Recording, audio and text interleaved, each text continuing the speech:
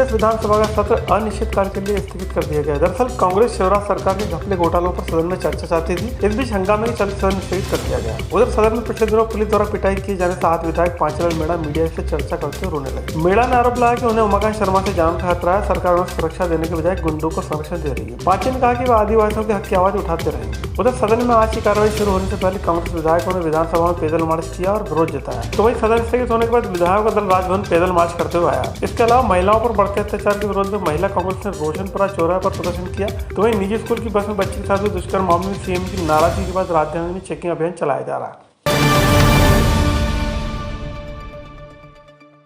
विधानसभा के सत्र में 6 विधेयक सहित अनुपूरक बजट रखा जाना था, लेकिन शिवराज सरकार के पोषण आहार घोटाले समेत कई मामलों पर विपक्ष चर्चा चाहता था। इस बीच कांग्रेस विधायक पांचलाल मेड़ा पर पुलिस के जवान द्वारा मारपीट करने के बाद सदन में हंगामे के चलते इसे अनिश्चितकाल के लिए स्थगित कर दिया गया। विधानसभा अध्यक्ष गिरीश गौतम ने इस मामले में अपनी बात रखी। तो वहीं सज्जन वर्मा ने कहा कि शिवराज सरकार भ्रष्टाचार पर चर्चा नहीं चाहती, इसलिए उमाकांत शर्मा की आड़ में आज हंगामा कर बैठक स्थगित करवा दी गई। माननीय मुख्यमंत्री जी का वक्तव्य आया और वक्तव्य के बाद एक वातावरण जो बना वो कम से कम विधानसभा चलाने लायक नहीं था। और फिर उसके साथ साथ एक दूसरा प्रकरण आ गया।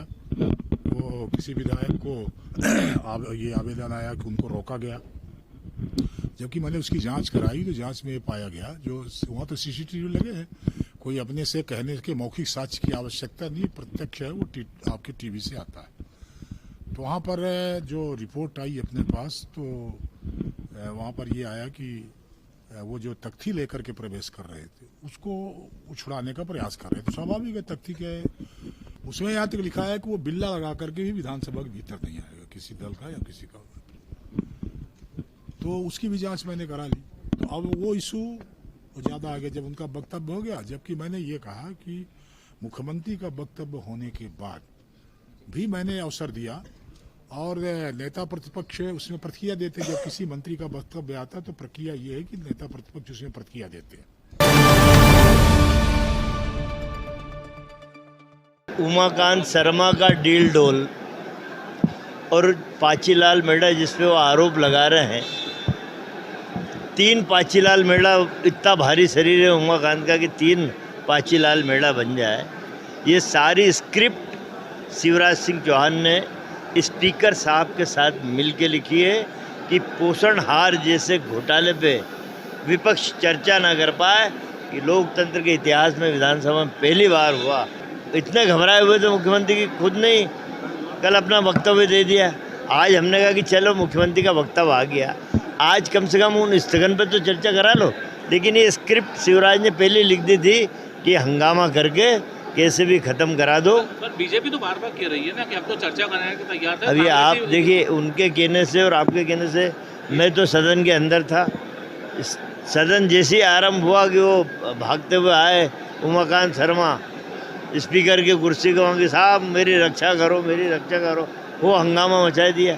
हंगामा वहाँ से चालू हो गया। स्क्रिप्ट मैं कह रहा हूँ ना, मुख्यमंत्री के द्वारा लिखी गई स्क्रिप्ट। उधर विधानसभा सत्र प्रारंभ होने के पहले कांग्रेस विधायकों ने विधानसभा के बाहर अपने साथी विधायक पांचलाल मेड़ा के साथ हुए दुर्व्यवहार के विरोध में मुख्य गेट पर धरना दिया और नारेबाजी की। इस दौरान विधायकों ने आरोप लगाया कि शिवराज सरकार आदिवासी विरोधी है। और अब तो पराकाष्ठा हो गई। एक आदिवासी विधायक जो 300 करोड़ के भ्रष्टाचार के डैम की उसके ऊपर बात करने की मांग करते हैं, तो मुख्यमंत्री और उनकी पूरी टीम पुलिस प्रशासन के द्वारा गुंडागर्दी करने का काम करती है, शोषित जैसा व्यवहार करती है। इसके खिलाफ हमने यहाँ पे आज धरना दिया। उधर इस पूरे प्रकरण में विधानसभा के भीतर अपनी बात रखते हुए विधायक पांचलाल मेड़ा ने रोने लगे। मेड़ा ने आरोप लगाया कि उन्हें भाजपा विधायक उमाकांत शर्मा से जान का खतरा, लिहाजा सुरक्षा उपलब्ध कराने की बजाय सरकार गुंडों को संरक्षण दे रही है। मेड़ा ने आरोप लगाया कि वे कार्बन डैम सहित आदिवासियों के हक की आवाज उठाने वाले थे, जिसे दबाने के लिए शिवराज सरकार ने जानबूझकर गुंडों का सहारा लिया। लेकिन वे चुप नहीं रहेंगे और इस मामले को जनता के बीच लेकर जाएंगे। बाद में इस मामले में कांग्रेस विधायकों ने राजभवन तक पैदल मार्च भी किया।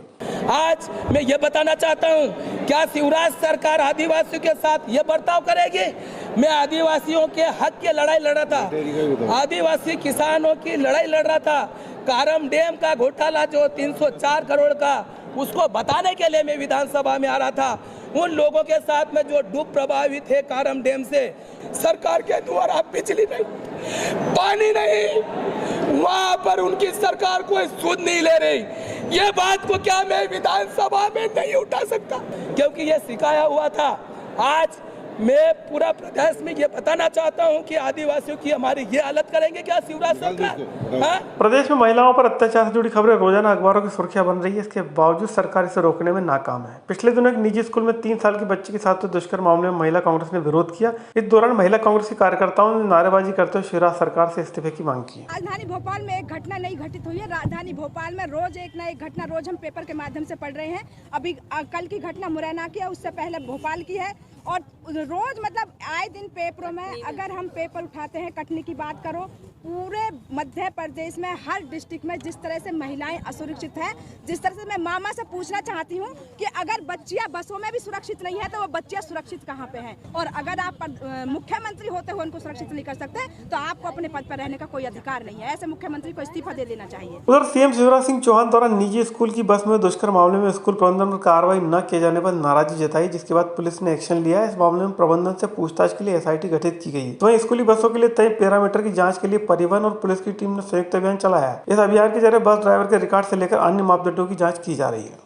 आज एक अभियान के रूप में सभी थाना क्षेत्रों में जो चारों जोन हैं उसमें एक चेकिंग अभियान चलाया है, जिसमें स्कूल बसेस जो हैं उनकी चेकिंग की जा रही है। पूर्व में काफ़ी विस्तृत निर्देश जारी किए गए थे, जिसमें स्कूल बसेस में क्या संसाधन होना चाहिए सुरक्षा के दृष्टि से और जो दुर्घटनाएं होती हैं सड़क दुर्घटनाएं उनको भी देखते हुए उन निर्देशों का पालन करा जा रहा है या नहीं स्कूल द्वारा, ये इसमें देखने का प्रयास है। साथ ही जो ड्राइवर्स हैं स्कूल बसेस के उनका वेरिफिकेशन उसको भी देखा जा रहा है। एक संयुक्त दल का गठन है इसमें, जिसमें पुलिस के आरटीओ और शिक्षा विभाग के अधिकारी शामिल हैं, जो सभी थाना क्षेत्रों के जो स्कूल्स हैं उनका सर्वे करेंगे, वाहनों की जांच करेंगे और जो ड्राइवर्स हैं उनका कैरेक्टर वेरिफिकेशन और अन्य जो महत्वपूर्ण जानकारियां हैं वो एकत्रित करेंगे।